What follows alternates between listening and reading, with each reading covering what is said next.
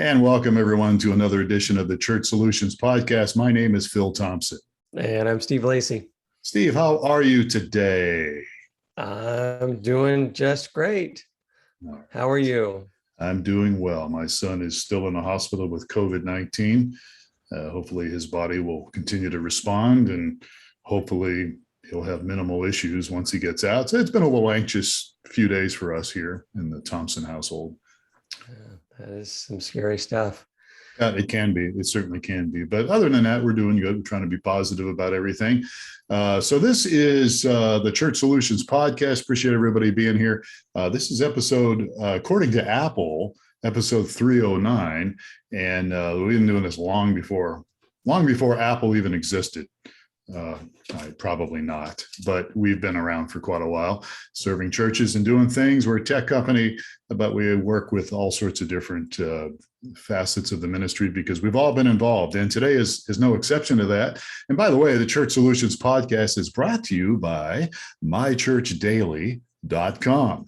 If you would like to get your message on Alexa devices, on the Amazon Echo devices, you could have a daily flash briefing by going to mychurchdaily.com. There's a free trial, and we think it's a great little tool that you can use to connect with your church, and we'll help you do it every step of the way. So after we're done here, not right now, but after we're done here, go to mychurchdaily.com and check it out. So who's our guest today, Steve Lacy?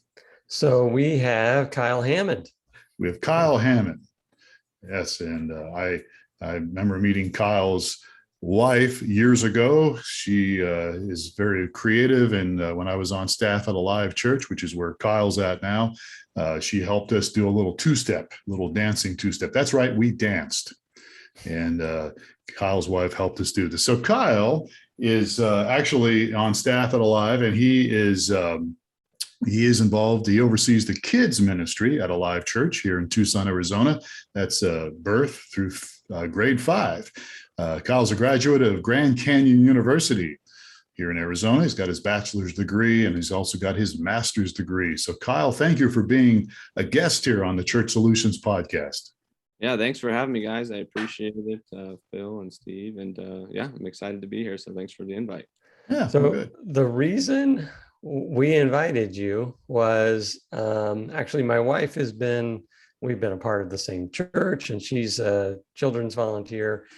And she's just raving about the curriculum and the material. So we've been around forever. So we've seen all kinds of things come and go. So she's been real excited. And Alive is doing something very unique with a program there. And why don't you tell us what it is and how long it's been underway and what it's all about? Yeah, well, first, it's good to hear Tina singing praises about what we're doing, because she's been a teacher for many years. So to get her feedback has been awesome. But yeah, we've incorporated a concept called One Voice. There's actually an entire other ministry team and a ministry director over One Voice. But essentially, the concept of One Voice is taking the message of the weekend or the message of the series, things that the adults are going to be learning, things that the youth are going to be learning, and the kids, the elementary and the early childhood ages, and unifying that message all together. So if the adults are learning one thing, we don't want it to be something completely different. We want to have the same topic and biblical themes and principles and verses taught, but they're age appropriate. So they're doing different activities, hopefully in a way that when they leave the classroom, they leave our environment during the week, they can have some better and deeper conversations about those biblical principles. So it's been really fun to be a part of and kind of incorporate into our environment here at Alive. So the real challenge comes with, the senior pastors, we're going to talk on faith and marriage, or we're going to talk on forgiveness, or we're going to talk on whatever. And he kind of, this is what pastors do. They just every week come up with actually far in advance, but every week they're presenting a new message. And rather than just piping the pastor into the 2 and 3-year-olds area, it's up to you guys, or up to the church staff there, to take that theme and kind of the same central messages and turn it into something that is age appropriate, you call it, but something that's entertaining, interesting, informative, Relatable. that sort of thing.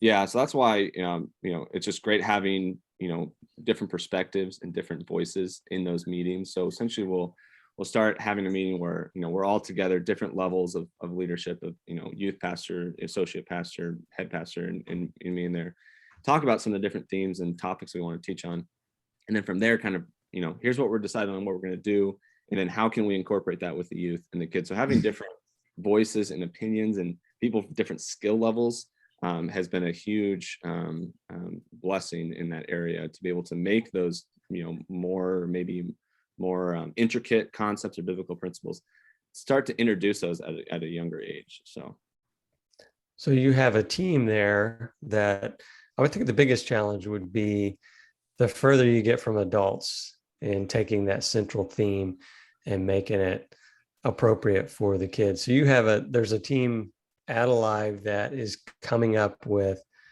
that material, curriculum material. What do you call it? Yeah, they're calling it curriculum, material essentially. So essentially what we'll develop is content for early childhood. So from 2 and 3 year old up to preschool, that's kind of what we kind of group into one area of early childhood, and introducing simple concepts into them. Jesus loves you, Jesus forgives you, things like that, things that they were learning at an older age, but those simpler concepts.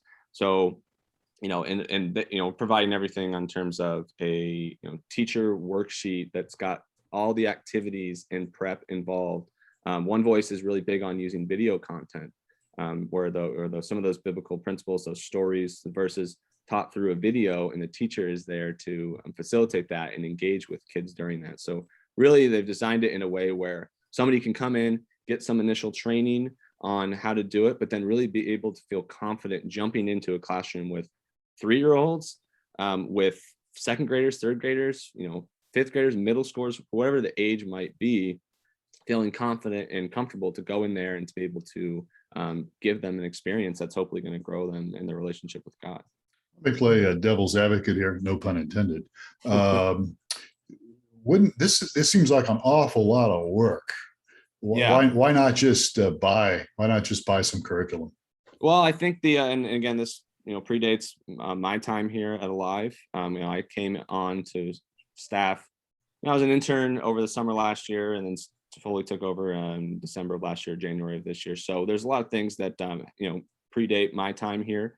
But again, with One Voice, it's now branched off to its own essentially ministry that we're working with. So there's multiple people that are involved in that. That's their full time, because it is a lot of work. But they're seeing the value in again, going back to connected in unity, where we're all learning the same biblical principles and having those conversations with mom, dad, grandma, grandpa, who foster mom, foster dad, whoever's watching over the household, be able to more unify them.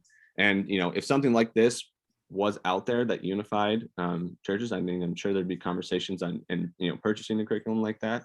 But as it stands right now, there just isn't, and we're seeing value in producing kind of our own stuff. So yeah, and so there's a team there. So they're creating this content, and it's available. I mean, obviously, it's available for Alive, the church there.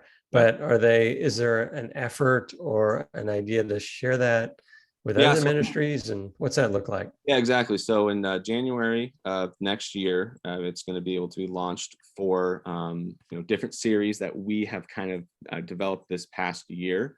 They've been kind of going back, retuning things. We're giving them feedback on what activities worked, what didn't, what video kind of elements worked, what didn't. So they're kind of polishing that up, and they're going to be able to launch that in January of next year for other churches to go on there, big or small, whatever the case may be. Here's the concept of One Voice. Here's everything that you need. Download it, use it for your church. We'll give you the videos. We'll give you everything that you need to kind of get this concept up and going in your church environment. So there's been a couple of churches that they've kind of partnered with throughout the year, but 2022 is looking like a year that they're really going to launch that out and get the word out to other churches. Yeah, and reiterating this, the One Voice program is to take the same kind of message to all the levels. So I'm assuming that if I'm a church and I'm, and I sign up for One Voice, then there's there's sermon notes, outlines, and illustration points, and Yeah. videos for the pastor, for the adults.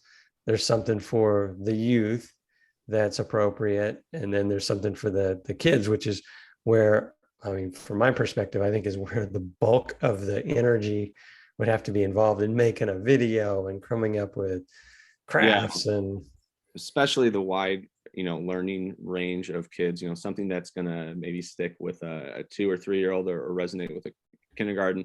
It's going to be too simple for a 4th and 5th grader. So I think you just see a wide age range of learning over the course of those years. So that's why, with youth, you kind of have, maybe possibly middle school and high school, but with elementary age and younger, you kind of have just different levels of learning that you can hit on. So it does take a little bit more involvement with there, but I think the work that they've done, work that we've done to target those different ages is hopefully going to be able to pay off and meet those kids where they're at in their learning levels.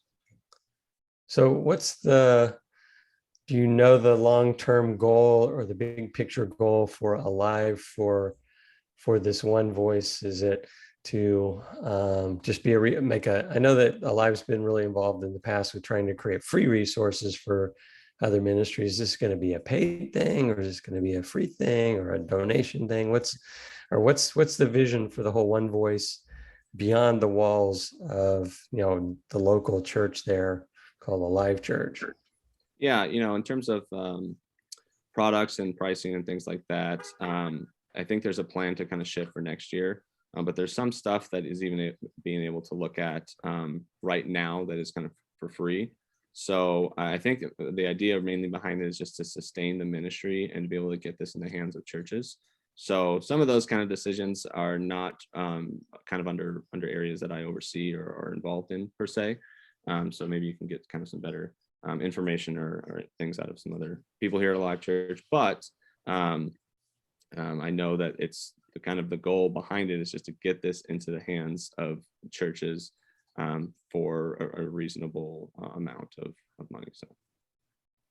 So you said there's some things available now, and then there's a plan to build up more resources in the coming year. Yes, yeah, exactly. You can go on. Yeah, so on our Alive Church website, there's a link to One Voice from there that shows some of the different products and things like that, and then they talk a little bit more about kind of the coming year.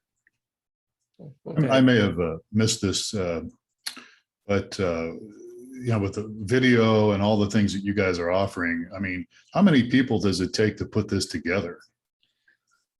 It just depends. I mean, we've got a pastoral staff here of 5, I would say, and then the One Voice team right now, it's a handful, 2, 3 people, 4 people. It depends on who they kind of have involved at certain times, but they've got Christy who's overseeing it. They've got a video editor that's full-time. They have someone that's 2, 3 people that are working on scripts and things like that. So it is a couple people involvement during the week, and that's their main focus is working on that.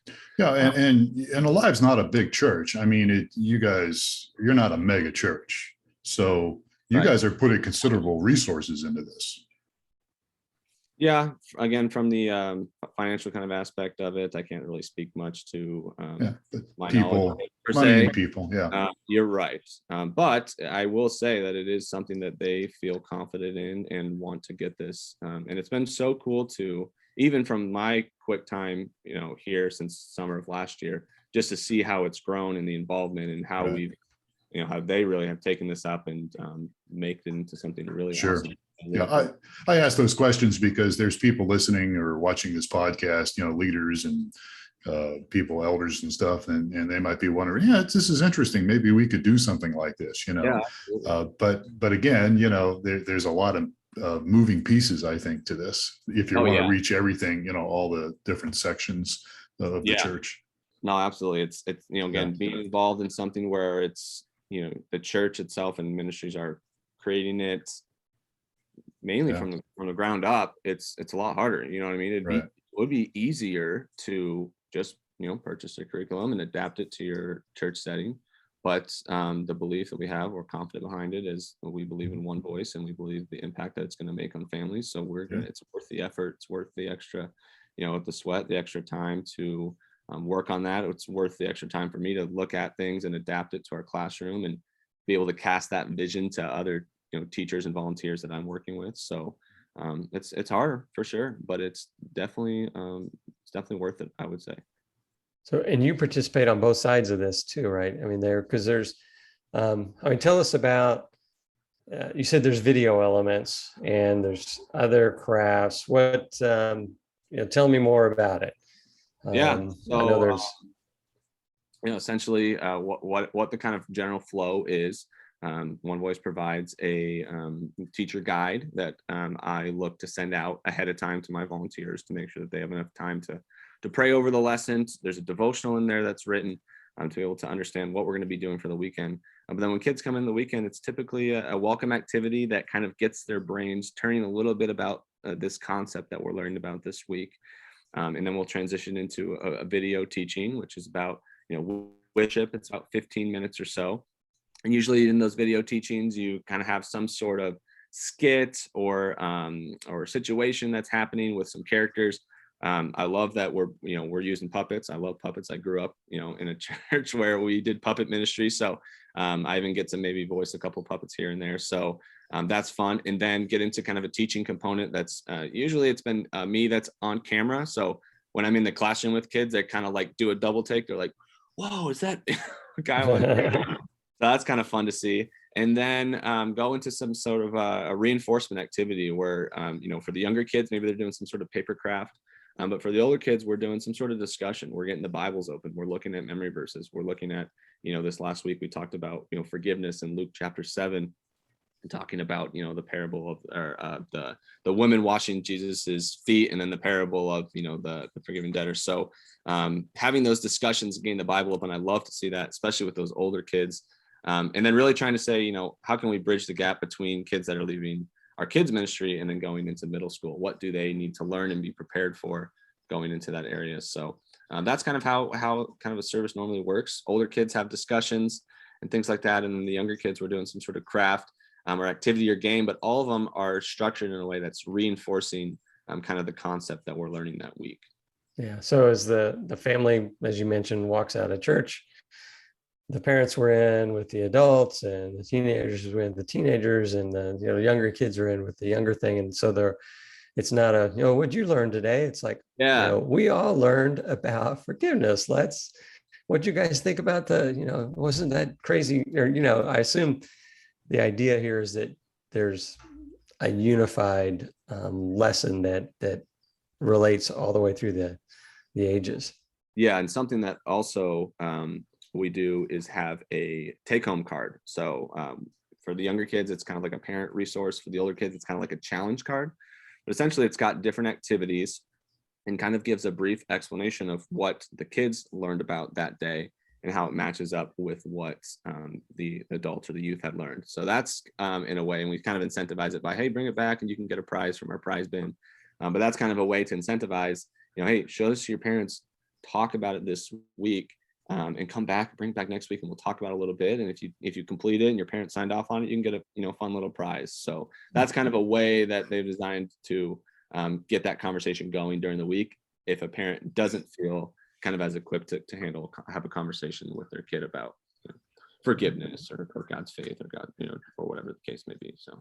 So a couple other just I guess logistic questions. Alive has services that are typically last around an hour. Mm-hmm. If I'm a church that has different time frames, do I need to match that same time frame or is there ways to stretch it or expand it or contract it? Yeah. So what they've done, at least I know for our kids area, I wouldn't speak to youth per se, but what they've done with kids is there's some supplemental activities that are typically provided. These are things that if you don't get to, it is okay. There's some form of reinforcement, but it's not the main concept that they want you learning. So, if a service time runs maybe hour 15, hour 30, whatever the case may be, and a church wants to adapt some of those elements, they can possibly look at ways to stretch some of the activities, but then there also will be provided some supplemental ones that they can look at utilizing. Okay, we want to add this onto the end of service, or we want to insert this into the beginning of service, or things like that. So there's flexibility there with how it can kind of be incorporated into the lesson. And then on the side of, say, equipment, do I need a TV in every classroom? Do I projector in every classroom? Do I I assume the supplies for the crafts need to be purchased on my own, or what's all that look like? Yeah. So what they've done a great job with is, for speaking to crafts, is providing a lot of paper craft and resources and instructions just right on the sheet or on a supplemental sheet. So a lot of this would be, you'll download the file, and it might ask you to get a couple things. But a lot of what we're doing with like the crafts and some of the younger kids stuff is printing it off on regular paper. Maybe you want to use cardstock if you're feeling fancy that day. But then it's usually just using scissors, tape and glue to kind of put that stuff together. So digital resources there, and there'll be explanations on what you might need to purchase. And speaking to video wise, as far as I know, it's MP4 files. So we use Apple TVs in the classroom and get that up. But that can be downloaded and streamed or cast offline if there's some internet connectivity issues or things like that. But they are video files that however the church may want to utilize those files can go ahead and do so. So at a minimum, I need a television or a large screen, right? Right. Yep. Okay. Absolutely. Yeah, and that's the again, the idea behind One Voice is we want to get people in the classroom that love kids, that want to be around kids, and maybe they don't feel as confident in sharing this kind of story with them. The video will allow that to happen, and then you'll be there to kind of supplement and facilitate and engage with the kids during that. So, yeah. So there's video for all ages, all the way down, all the way up. Childhood, elementary, youth, not for adult teaching, but there are talk notes that pastors would use for. Right, and there may be suggested illustrative video clips. Yeah, absolutely, suggested illustrations, different things like that. All right. Let's see. So, Phil, you have any other questions? I was going to throw you a curveball, Kyle. It's probably not a curveball, but why did you get into kids ministry? Man, that's a great question. I grew up in the church. I grew up at a church here in Tucson my whole life, and always loved being a part of kids ministry. As soon as I was able to volunteer, help out going to summer camps, teaching on the weekend. During college, I worked at a camp, a summer church camp here in Tucson, just down the street from Alive, all summer pretty much. It was like VBS, but 5 days a week for 8 hours each day. So it was like, it was a lot, but I always loved being around kids. And I went to school originally to be a teacher. My sophomore year at Grand Canyon University, I did an observation time at a local school. And I don't know, just something hit me when I was in that experience that this feels a little different than being a part of ministry. I was like, I don't know if I want to teach kids how to do math or science. And so I was really at a time where I didn't know what I wanted to do, and thought about it, prayed about it, and relied a lot on friends and family and some counselors, and just decided to, hey, I'm just going to stick out, get a degree, and then from there, just see what God has for me. I worked for GCU after I graduated, and I received my master's degree in mental health, just because I was kind of interested in my own mental health at the time. And just it's really cool learning it from a Christian perspective, going to a Christian university. But the job I had at that time, it was, I was sitting down making calls all day, and I said, man, this is not for me.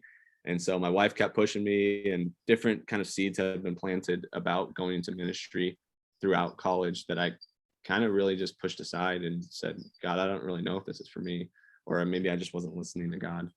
And finally, an opportunity came up last year to do a internship here at Alive that had no securing of a job or anything. It's just to learn about ministry, learn about all different types of ministry, but really focus on kids ministry. And the current kids, the kids pastor at the time was in a season where she was stepping out of ministry. And really things just lined up, and God has been really favorable and blessed me and my wife, Lauren. during this time, and we're close to family. So, and I've loved every second of it. Sometimes it feels like, being young and new to this, it feels like I'm drinking from a fire hose at times, learning all this stuff. But every day there's something new. I mean, I get to talk to you guys. That's cool. And it's been really fun. It's been awesome. And it's been really cool to be accepted by Live Church, the staff here, and in the families and in this community. So What would you tell somebody that's thinking about getting involved in children's ministry?